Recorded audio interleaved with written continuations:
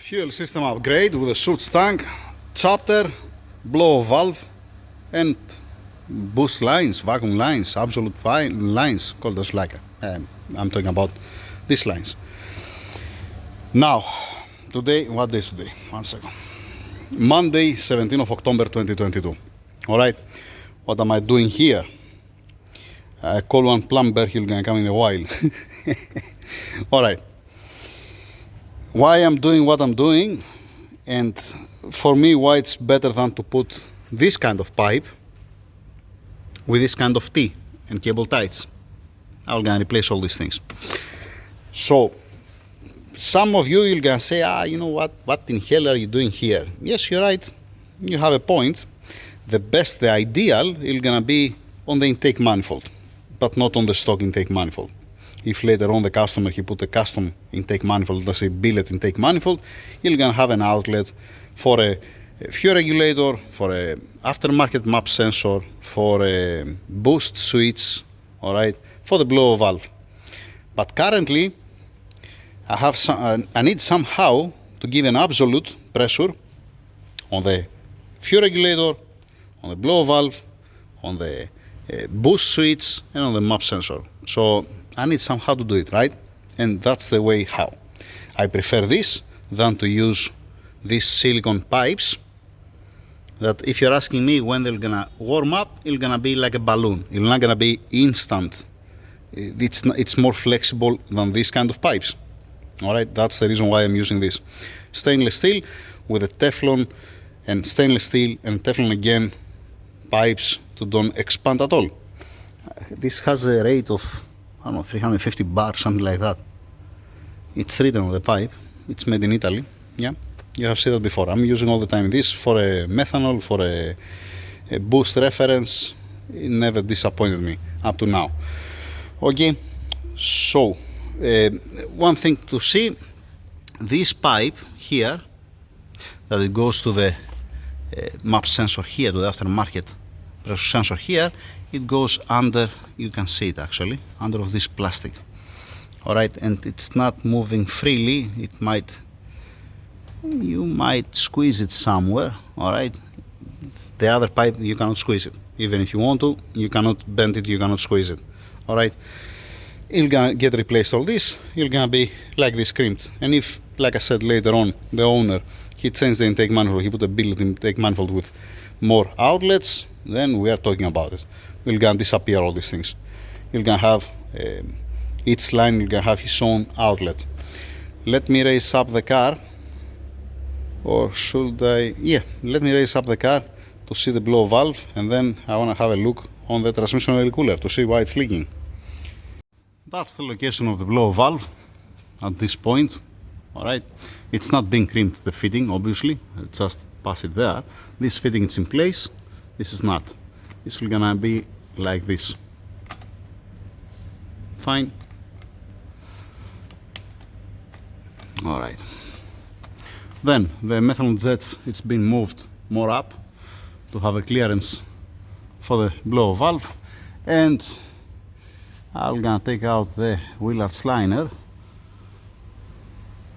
to have I might need to remove also the frame here that's holding the oil cooler, to be able to open the fitting to see what's going on here, right? Yep.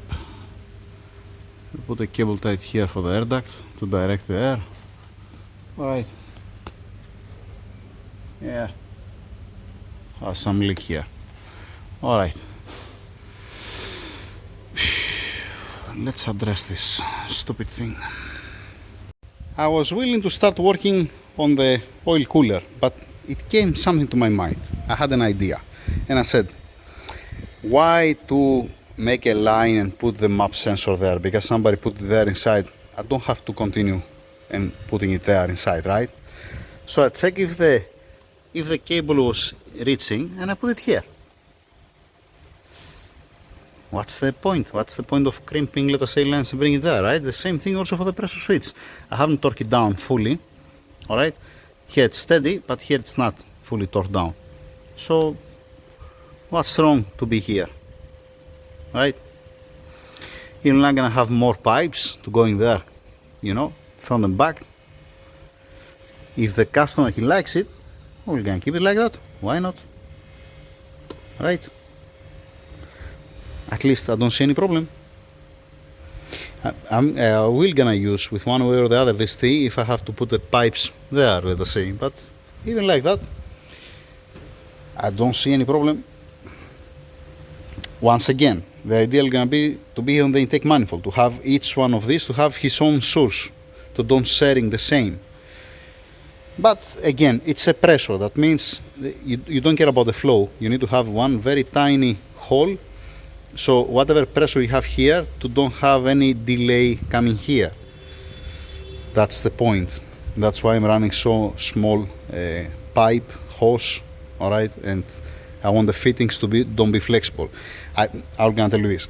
I prefer to have 10 T connectors like this in a row than to have a piece of pipe like this. I hope that makes sense, right? I hope you understand what I'm saying. At 2.5 bar, this one, it comes like a balloon. It start coming a little bit bigger, not balloon like a ball, obviously, but there is expansion. There is a flexibility. Not on this pipe and not on a stainless steel fitting. Understood? All right, now let's continue with the transmission oil cooler. All right, here we go. We have some leak here, obviously. All right. I don't understand the point of this bracket. I mean, if it was welded on this, then it makes sense, but I don't know. I don't understand the reason of this bracket. But it's okay. It is what it is, right? Okay, let's get the brake cleaner and clean this area here.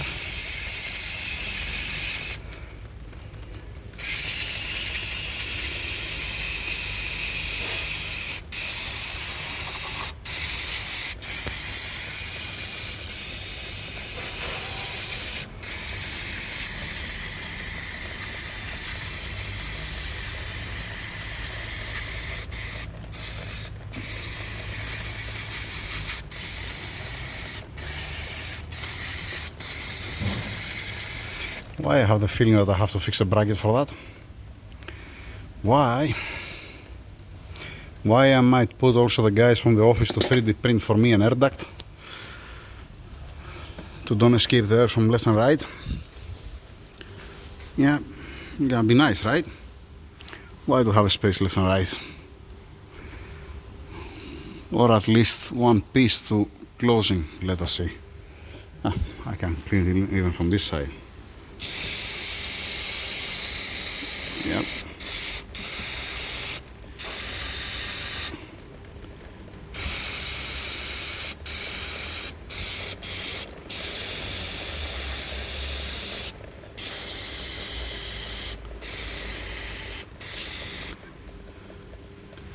All right.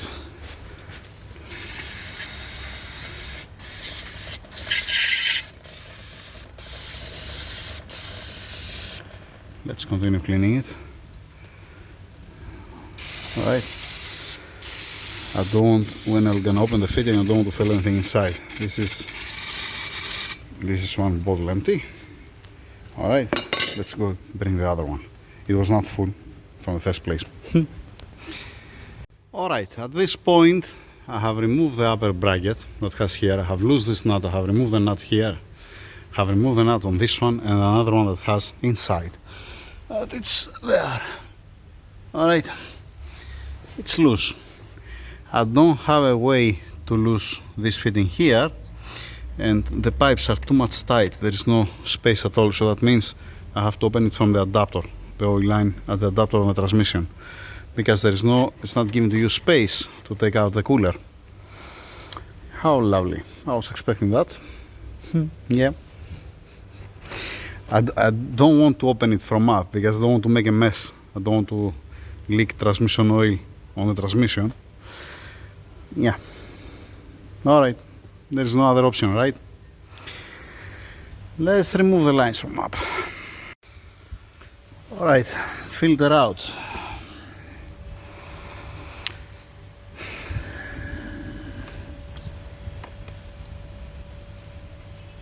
Yeah, this touching there.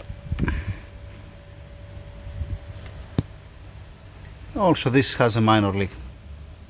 That's why I see a wet spot down. Probably it's also leaking.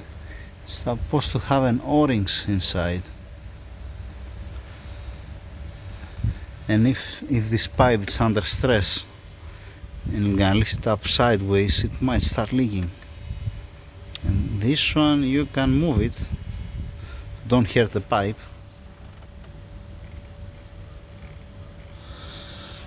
Alright, what I'm gonna do I have an O-rings? I mean, down it looks like it's leaking, like this one is leaking from here, not from this side, but from this side here.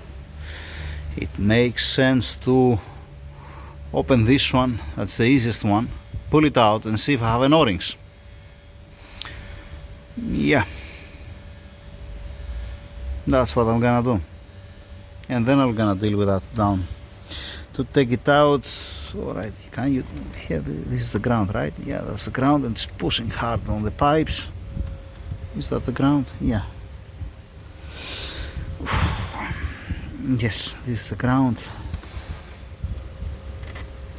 It's passing through the starter. Yeah. How beautiful is that? Alright, I'm gonna upload the video up to now to Don't Be Huge, and I'm gonna make another video for the rest, to see the O-ring inside, to see how it's sealing inside, and what are we gonna do, what I'm gonna do. Yay.